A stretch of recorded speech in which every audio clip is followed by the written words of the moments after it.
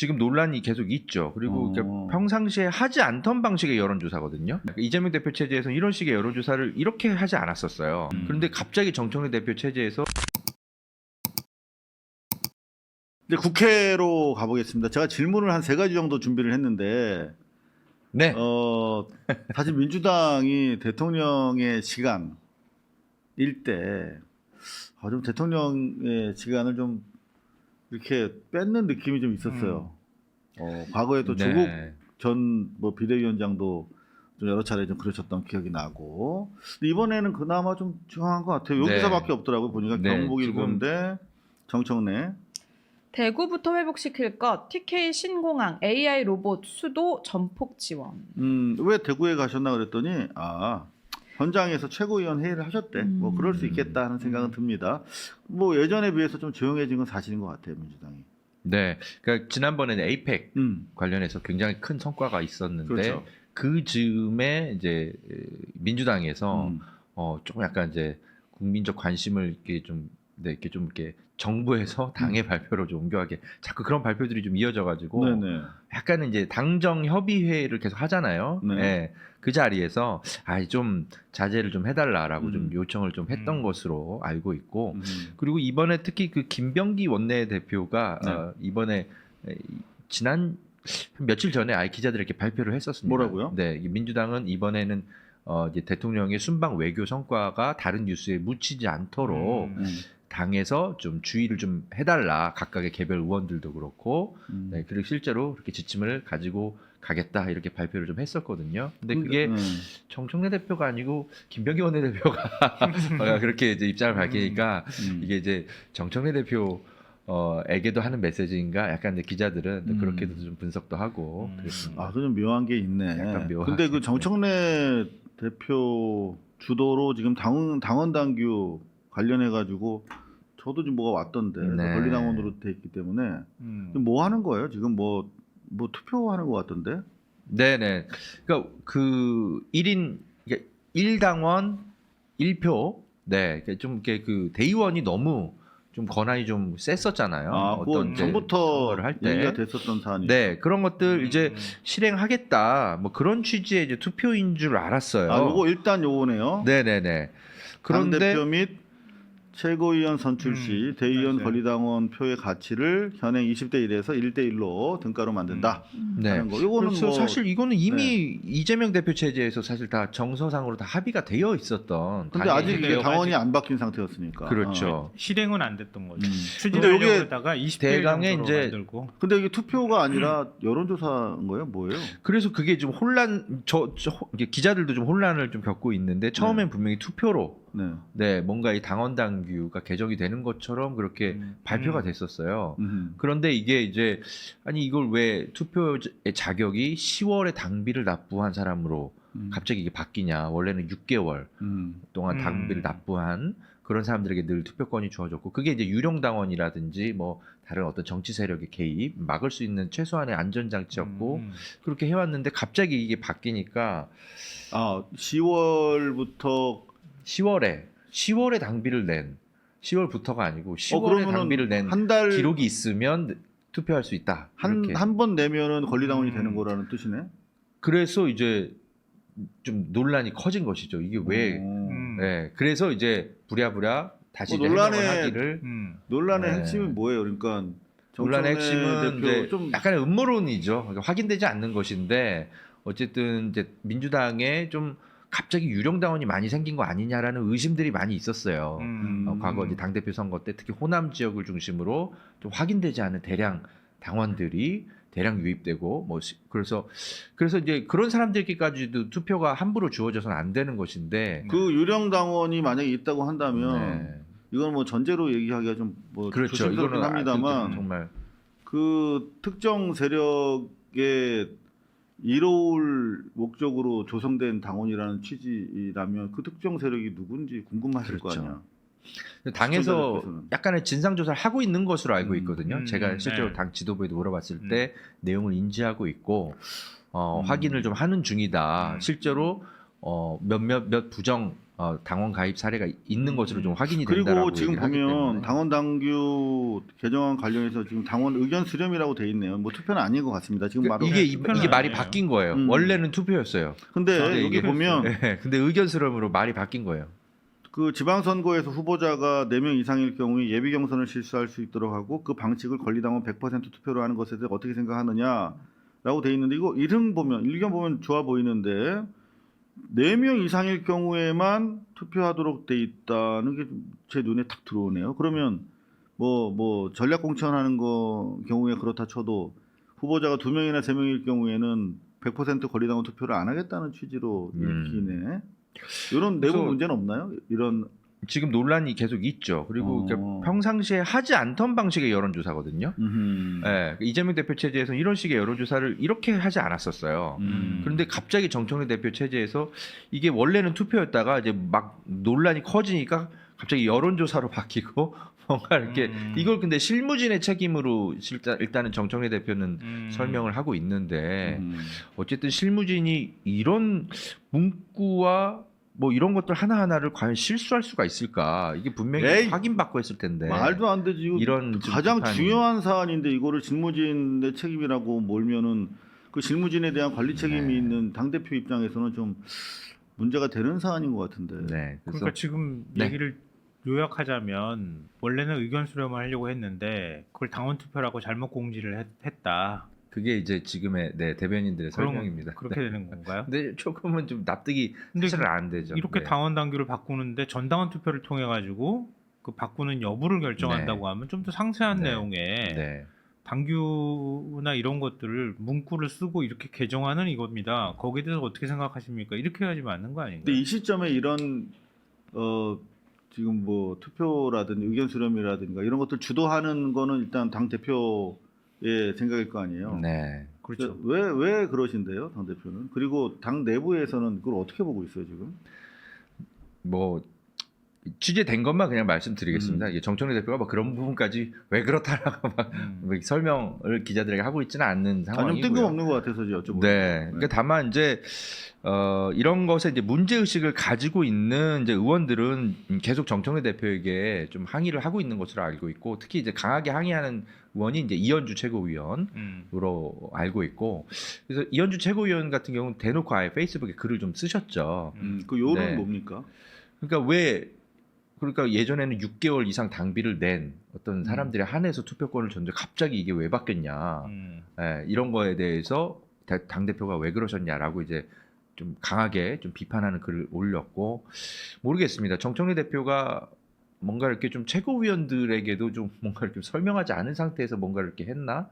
그래서 이제 사실 이현주 의원이 참다가 글을 쓰지 않았겠습니까? 사실 어쨌든 최고위원이 대놓고 들이받는 건데 그래서 뭔가 지금 당 대표, 최고위원, 뭐 어쨌든 뭐 당정 간의 갈등 여러 가지 계속 그런 것들이 이제 벌어지는 걸 보면 뭔가 지금 정청래 대표의 리더십이 당내에서 많이 흔들리고 있다 그렇게 좀 관측은 되는데 정청래 왜 의원의 리더십 문제와 관련해서 혹시 요 기사와도 관계가 돼 있나요? 뉴데일리에 따르면 김어준 커뮤니티가 민심, 정청래 초선 모임 강연에서 딴지일보가 민심의 바로미터다. 요것도 아마 리더십의 이른바 균열과 관련돼서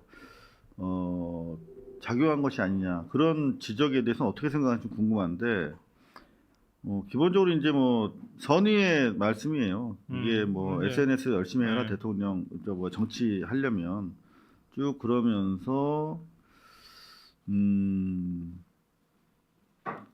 뭐 이재명 대통령까지도 이렇게 얘기를 하더라고. 근데 이재명 대통령이 뉴스공장에 도움을 받아가지고 성남시장에서 대통령 된 건 아니잖아요. 네. 그러니까 이게 모르겠습니다. 이건 저의 생각인데 네.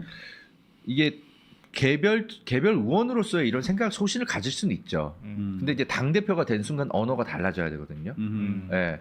그러니까 이재명 대표가 제명인의 마을이 뭐 민심의 바로미터라고 속으로 생각했을 수 있어도 그거를 당 대표가 된 순간 언급을 하진 않을 거거든요. 당 당연히. 대표가 되면 네. 자기 팬덤을 해체시켰어요. 이재명 대통령은 네. 손가역에 대해서도 그랬고 심지어 지금 그 이번에 그 의원 단체 있잖아요. 네.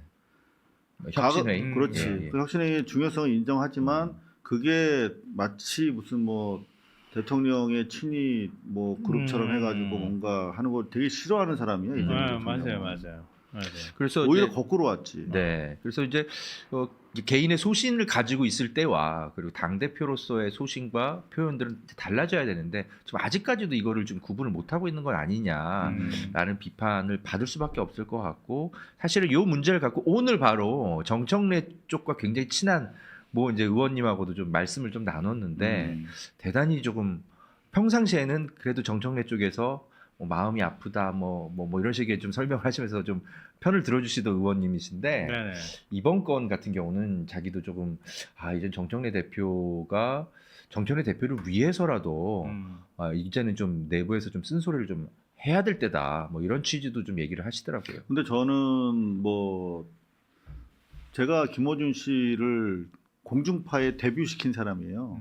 98년에 제가 뉴스데스크 거의 톱블로거로 김어준 씨를 소개를 했어요. 그만큼 저는 오랜 김어준 씨에 대한 평가를 해온 사람인데 아주 그 훌륭한 정말 지적을 했는데 상황이 바뀌면 항상 거기에 맞춰서 자기 위치를 성찰하면서 사실은 수정을 해야 되는 것이거든요. 근데 저는 최근에 그 성동구청장을 계속 출연시키면서 방송에서 당신 서울시장 빨리 준비하라고 여러 번 얘기하는 걸 보면서 깜짝 놀랐어요. 그 과거의 저항 문화의 상징으로서 딴지일보 총수가 하던 말인데 지금 안 그래도 지금 뭐 물론 저 상대방 뭐 내란당의 비판 언어이긴 합니다만 무슨 뭐 민주당 상황이다 이런 비판까지 받는 이 와중에 할 언명은 아니거든요.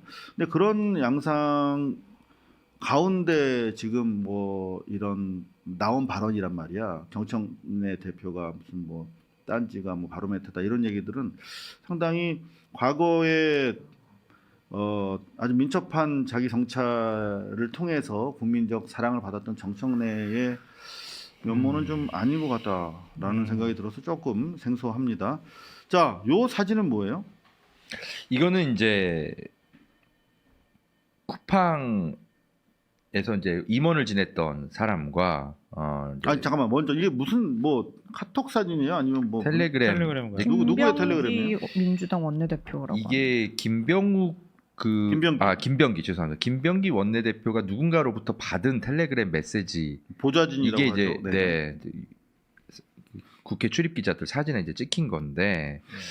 근데 저는 궁금한 게 그 사진에 찍혀서 KBS가 보도를 했는데 그 그렇죠. 사진 찍은 언론사는 보도 안 했어. KBS는 또 어떻게 받았어? 그래서 이게 약간의 좀 이제 서영교 의원 입장에서는 이게 정치 공작 아니냐. 나를 이제 뭔가 이렇게 피감기관에 뭔가 이렇게 로비를 받아서 뭔가 또 막 뭔가 이상한 일을 꾸미는 의원처럼 그러니까 서영교 의원 주장을 하죠. 네. 그 취재 편의점 인터뷰를 제가 풀로 다 봤거든요. 네. 근데 서영교 의원의 주장은 이미 이 상설특검이 임명된 이후고 그리고 대한변회 회장을 만난 자리였고 그 자리에 수행하러 나온 사람들이었기 때문에 쿠팡을 대표해서 나온지 몰랐다라는 취지예요. 자, 그런데 이제 그거는 이제 어디까지나 서영교 의원의 주장인데 제가 궁금한 거는 이게 지금 서영교 의원은 음모론 공작이라고 주장을 하고 계신데 그래서 보니까 이 고소장도 이렇게 가지고 기자회견을 하셨더라고. 근데 서영교 의원이 제가 봤을 때는 좀 정확하게 문제 제기를 하셔야 되는데 KBS와 공작 문자 작성 및 유포자에 대해서 고발하겠다는 거예요? 근데 고발이 되나요 이게? 특정이 안 되는데? 그러니까 고소와 고발이 좀 섞여 있을 겁니다. 있을 건데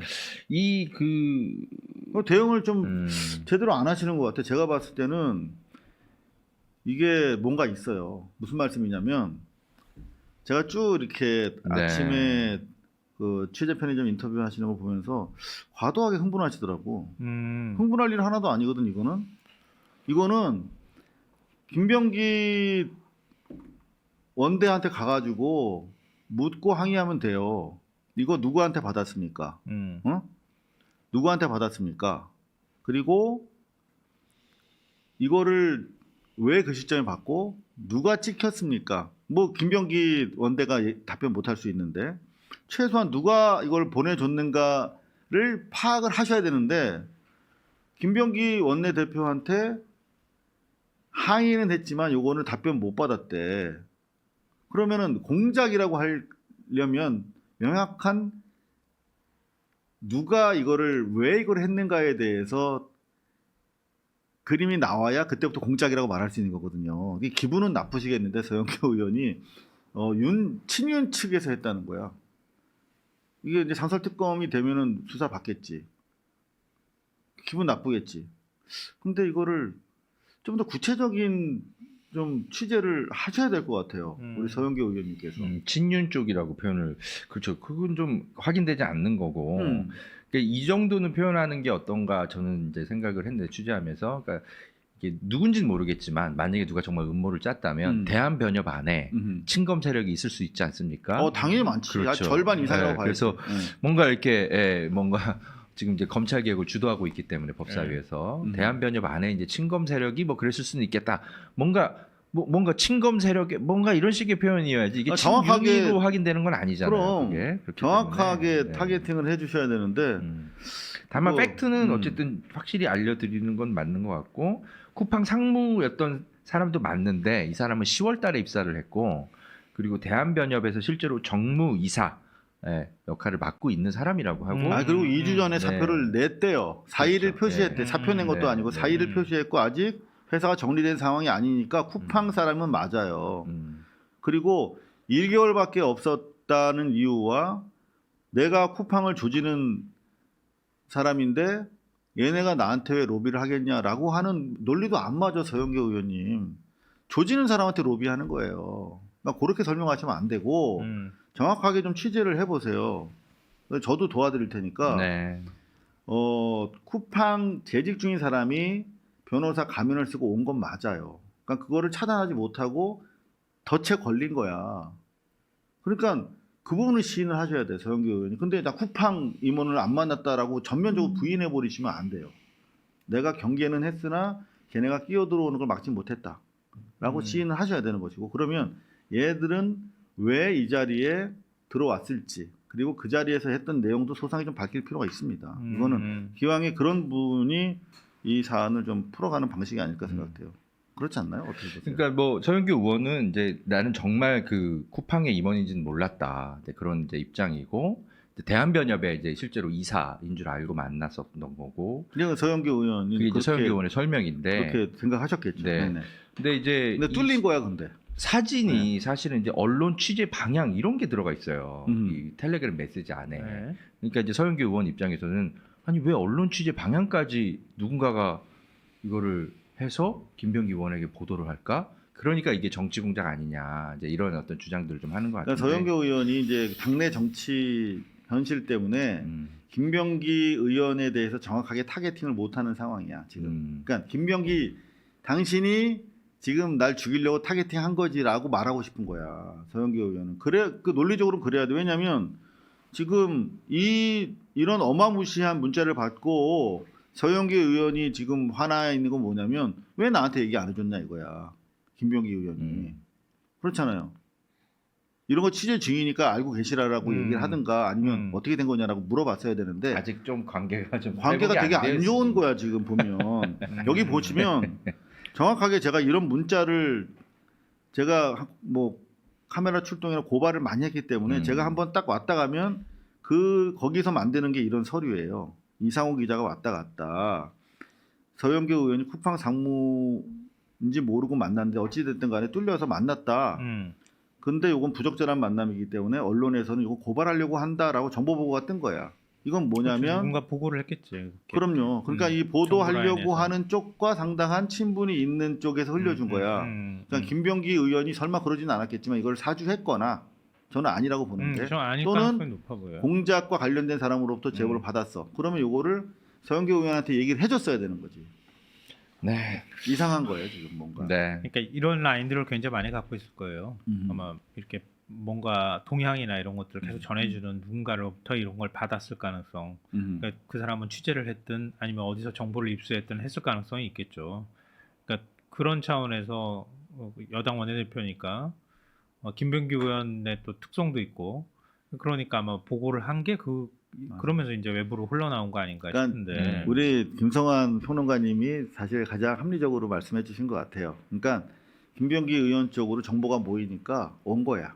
근데 서영교 의원과의 관계가 불편해서 만약에 이걸 저쪽에다 토스를 하면 뭐 서영교 의원이 뭐 당신이 이런 거 흘리고 다니는 거 아니냐 막 또 이렇게 막 또 싸붙일까봐 전달을 못한 것 같아요. 사실 저한테도 제보가 많이 오는데 이 제보를 당사자한테 야 이런 거 취재한대라고 말을 못하는 경우가 있어요. 저도. 그렇죠, 그렇죠. 뭐 기분 나빠할까 그럴 봐. 경우도 있죠. 네. 여하튼 요거는 좀 더 지켜보자 하는. 여하튼 되게 공작 냄새는 짙게 난다. 요 정도로 말씀을 드릴 수 있을 것 같습니다. 자.